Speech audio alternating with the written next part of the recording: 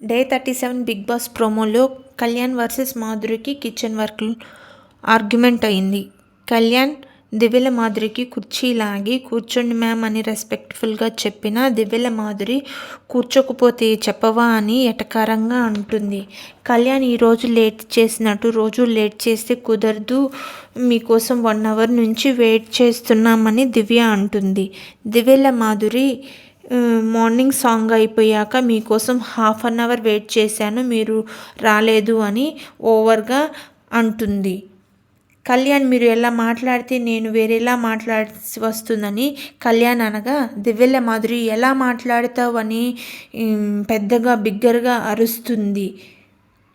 ఇలా కాకపోతే ఇంకెలా మాట్లాడతావని.